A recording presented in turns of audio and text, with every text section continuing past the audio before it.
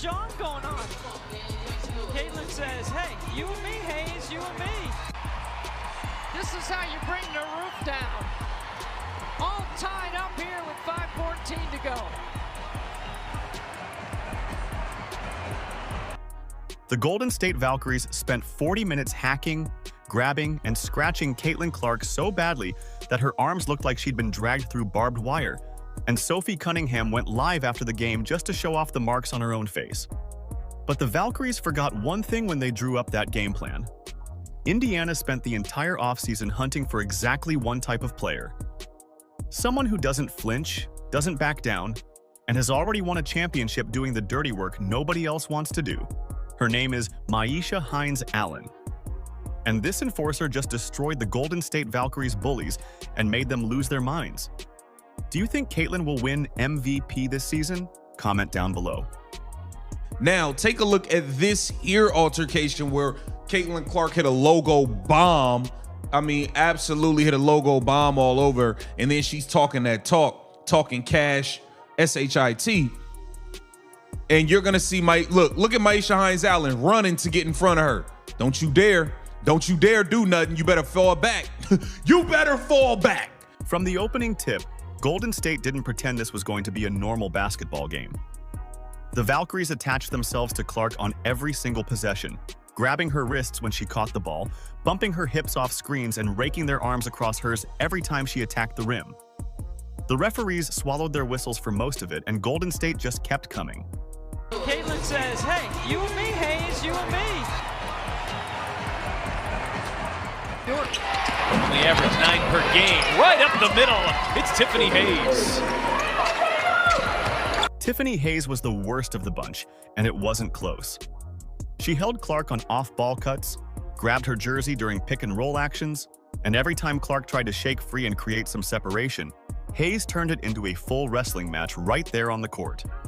Not for one quarter, not for one stretch when things got heated. The whole 40 minutes, every time Clark touched the ball or tried to move without it, Hayes was grabbing, holding, and tugging like she was trying to win a tug of war instead of play defense. Hayes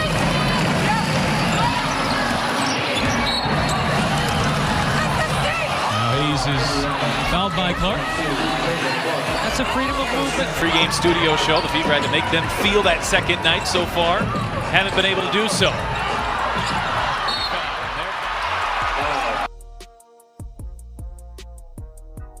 By halftime, Clark's arms had visible scratches and marks all over them from the constant contact, and she wasn't the only Fever player absorbing that kind of damage. Sophie Cunningham was getting roughed up on the perimeter the entire game, too. So much so that after the final buzzer, she went live on social media, pointed the camera directly at her own face, and just let people see the scratches she'd collected. That's how physical the game got. Players were going live after the game to show off their wounds. Not during the game, I came out and I literally leaned over on the bench and I was like, Ty, do I have a scratch on my head? Like, it hurts. She goes, no, you're fine. I literally looked in the mirror and I look like freaking Harry Potter. Then right before halftime, Janelle Salon took it somewhere past basketball entirely. After a rebound battle, Salon wound up and threw an elbow directly at Clark that almost landed. Not a box out, not an accidental collision from two players fighting for position, an elbow. Clark didn't back down. The benches emptied onto the floor, and for a solid few seconds, it genuinely looked like the whole thing was about to completely blow up. Myisha Hines-Allen stepped in and pulled Clark away, coaches got involved, and the referees handed out matching technical fouls to both Clark and Salon before everyone headed to the locker room. Gotta make you pay with that three. Final 5 seconds. Can Hull do it again? Not this time. And that'll take us into halftime. Well, some extracurriculars. Here is both teams head to their respective benches. Clark's technical in that exchange counted as her second of the season, her first coming on May 13th against the Los Angeles Sparks. Then late in the fourth quarter, she picked up a flagrant one for a hard screen on Veronica Burton, upgraded after review. Post-game, Clark didn't sugarcoat any of it. I guess I have some fines coming my way, she admitted. And a flagrant. Wow. She estimated around $1,000 in fines total, said the game was definitely really physical. acknowledged the referees didn't catch everything she felt out there, and moved on without turning it into a longer complaint than it needed to be. After the buzzer, Hayes got caught on a hot mic, making it very clear her feelings about Clark went way beyond competitive defense. She wasn't just playing hard. She wanted Clark to know exactly how she felt, and she didn't care who heard it. If I did, she would never get to play in games. I'll ask her. If the refs would have made the right calls, Caitlin Clark would have destroyed you even more. They called this a foul on Caitlin Clark when she didn't even touch you. She gets elbowed, and they gave Caitlin Clark a technical, sets a screen, they give her a flagrant. The scratches on Clark's arms and the marks on Cunningham's face weren't accidents from a physical game. Golden State drew that blueprint on purpose, and it held together for about a half before Indiana flipped the script entirely, starting with the player they'd spent the offseason specifically going out to find. So talking about not calling stuff, how about if they actually called what they're supposed to, like 2 hands on her chest? But Caitlin Clark still improvised, made it happen for her team. How about this? That's a foul. They didn't call it. So if they would actually call what they're supposed to, Caitlin Clark would have torched you even more. Look at this. She gets hit on her elbow. For number 13, you could clearly see she doesn't have the follow through on her shot because she was hit. She's hit again. Indiana didn't stumble into Myisha Hines-Allen. The front office went looking for exactly what she is, and they found her before the Valkyries game proved just how badly the Fever needed her. Let's talk about what Hines-Allen actually brings to this roster. She won a championship with the Washington Mystics in 2019, earned All-WNBA recognition, and built her whole reputation doing the work most forwards quietly avoid. She posts up in traffic, bangs on the boards every possession, sets screens that actually hurt, and when someone takes a run at her team's best player, she doesn't check the bench to see if the coach is watching. She just goes. That's not a role you teach a player in training camp. Either they have that wiring or they don't, and Hines-Allen has had it her entire career. You see Myisha Hines-Allen sprint into the frame. She sprinted into the frame here. Hold on, what y'all want to do? What y'all want to do? The Fever's issue going into this offseason wasn't talent at the top. Clark and Aaliyah Boston were already one of the best duos in the league, and Kelsey Mitchell was a proven scorer who could take over a game on any given night.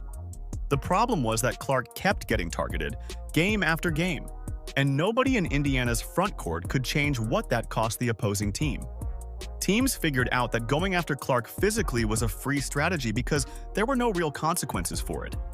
Hines-Allen was the direct answer to that specific problem, not a general roster upgrade, a fix for one exact thing. What many people noticed was Myisha Hines-Allen was not hesitant. She was sprinting front and center. Who said what? Who trying to do what? Who trying to touch 22? What you want to do? We love that. We love that because for so long we watched Caitlin Clark get targeted and get flagrantly fouled, people poking her in the eye, people knocking her to the floor when the game is not even in play, and none of her teammates would step up and defend her. Her history as a physical presence in this league goes back years, and she's gone at serious competition. At one point, she and Sophie Cunningham had their own heated exchange on the court, which is genuinely funny now that they're teammates. But it also tells you everything you need to know about the kind of player Hines-Allen is. She doesn't carry a list of opponents she'll back down from. She goes at everyone, full stop. Sophie Cunningham tried to fight Myisha Hines-Allen. She tried to fight Myisha Hines-Allen. You do not, there are not that many people. You can see everyone else is trying to get as far away from this situation as possible. Everyone else. So she hits a three. Myisha Hines-Allen fouls her and then tries to step over. And then Sophie Cunningham grabs her leg. Nobody's going near Myisha Hines-Allen, but no, Sophie Cunningham will start the fight. The refs are trying to break it up. None of the Mercury players are going to go near Myisha Hines-Allen. They're scared. She'll scare the bejesus out of them. Myisha Hines-Allen is one of the toughest players in this league. Sophie Cunningham going head to head straight with her. The Indiana Fever built this roster around freeing Clark up to run the offense without spending half her mental energy managing threats. Hines Allen fits that because her presence pulls physical attention toward the front court and away from the paint, which opens up better angles for Boston in the post and gives White a rotation that can match up with the league's most physical lineups without flinching. Indiana signed her to a one-year deal, and that structure wasn't accidental. The front office kept cap room flexible for 2026 while still putting a real contender on the floor right now, and Hines Allen is exactly the kind of player that contract structure works for because her value doesn't show up in the scoring column. It shows up when things turn ugly. She's willing to do her part and protect the GOAT. That's part of the reason why we love Sophie Cunningham, and that's just the fact. Now, there was a few mix-ups here, right? And you're going to see Myisha Hines Allen with no hesitation. I mean, with no hesitation, come and get in between and say, hey, you got to go through me to get through her. What you want to do, punk? Against Golden State, things turned ugly fast. When Salon threw that elbow at Clark right before halftime and the sideline started moving, Hines Allen didn't hesitate. She sprinted directly to Clark, planted herself between Clark and Salon, and made it obvious that anyone who wanted to get to Clark was going to have to deal with her first. Later in the game, after the exchange with Tiffany Hayes heated up again, Hines Allen was right back in that same spot. Even before the third quarter, Clark had already done something absurd. In the first quarter alone, she scored or assisted on 17 of Indiana's 21 points. Not 17 of her own points, 17 of the team's 21 total. She ran the entire offense while getting her arms raked and her jersey grabbed on basically every possession, and Golden State still couldn't stop her. Then Hull pulls down the rebound. Lexi Hull doing it all on that defensive possession. Clark. Oh! From another stratosphere!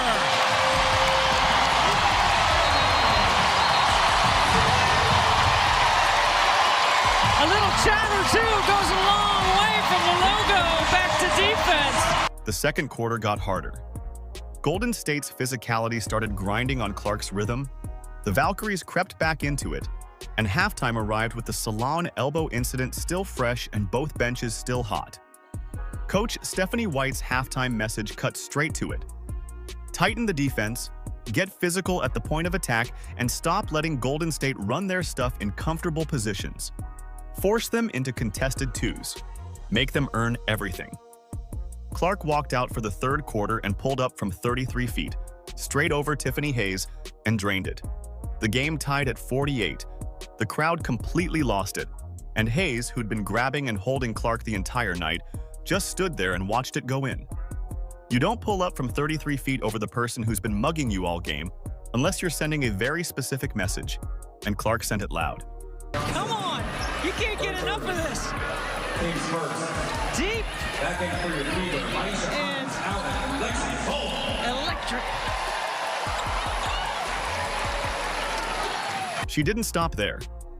Clark drove hard into contact multiple times in the third, converting tough and ones and turning what Golden State thought were defensive wins into free points and momentum swings at the same time.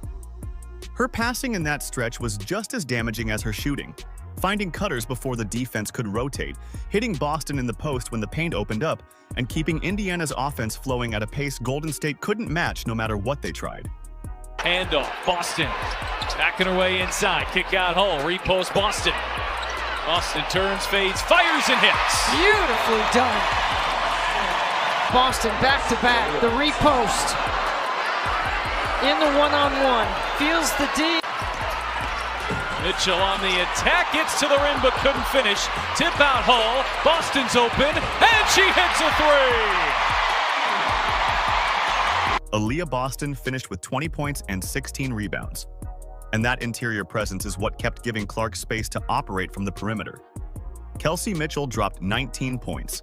And when three players are doing that kind of damage on the same night, the defense faces impossible choices on every single possession. Raven Johnson and Lexi Hull hit shots in the second half that kept Golden State from ever getting close enough to make the final minutes feel nervous. Clark and the Indiana Fever here. First possession from Indianapolis as Mitchell gets inside and lays it in. Clark's final line: 22 points, 9 assists, 7 for 15 from the field, 4 for 9 from 3, 1 steal, 1 block, 32 minutes. She also picked up a technical and collected a flagrant one, so this wasn't a clean game for her by any measure. She nearly had her third straight 20-point, 10-assist game despite all of it. Post-game, she told reporters the officiating felt inconsistent, that some of what Golden State ran on her should have drawn whistles earlier, and she said it plainly without turning it into a speech. Indiana won 90-82. The win over Golden State wasn't just Indiana picking another W, it was the first real look at what this roster does when someone tries to bully their way through it, and the answer was, you gotta talk to me. This is what we needed on this team. Somebody that's willing to be front and center, and that's with all the smoke. That's with all the smoke, okay? Just like Sophie Cunningham was right here. Oh, you want to, yep, sit down. Yep. This is why we love Sophie. This is why we love Sophie. Never forget, and Maisha Hines-Allen is down for the same cause. Make no mistake about it, Maisha Hines-Allen is down for it. Let's talk about what changed up front, because it's not subtle. Hines-Allen and Sophie Cunningham together on the wings and in the front court give Indiana something they flat out didn't have last season. Cunningham hit 43% from 3 during her peak stretch in 2025. So she's not just standing in the corner spacing the floor. She's a real shooting threat that defenses have to respect, and she plays defense with the kind of edge that makes life genuinely uncomfortable for whoever draws her assignment. Hines-Allen handles the post physicality and the enforcer role, and together, those two give Clark a support system that simply wasn't there before. Teams that want to target Clark now have to look past two forwards who will make them pay for it in different ways.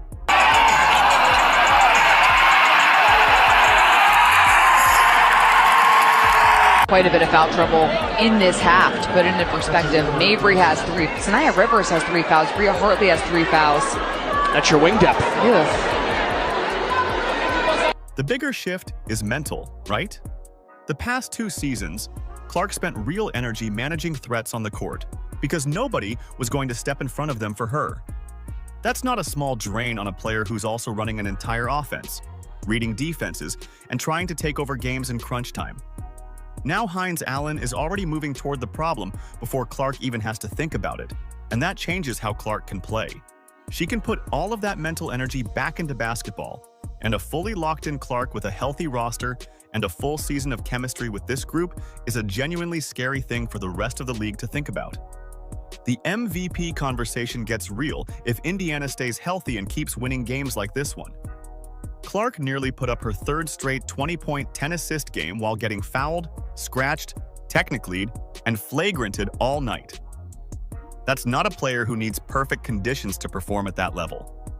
The 2026 championship path runs straight through games exactly like May 22nd. Physical, contested, and emotionally charged from the opening tip. Indiana just proved they can win that kind of game, and Golden State proved they can't rattle this team no matter how many elbows they throw. Do you think Caitlin will win MVP this season? Comment down below. Don't forget to like, subscribe, and turn on all notifications so you don't miss out on all things basketball. Click the video on the screen, and we will see you in the next one.